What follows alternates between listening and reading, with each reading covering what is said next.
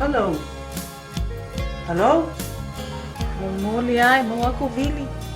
Uy, kalo fai. Ayaw ako mawali si fai, malifa akal. Willy, lolas kay foi. Li ay, sa isaw ka o yan nga emin ngay. Eleno. Oi, det nå. Fick idé.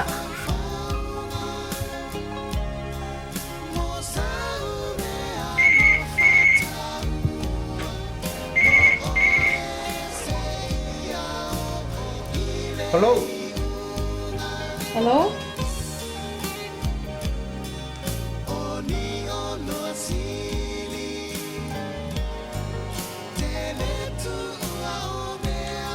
Yalan mo. Dewa ako sa along mo rin loob. Billy. Why are you shopping?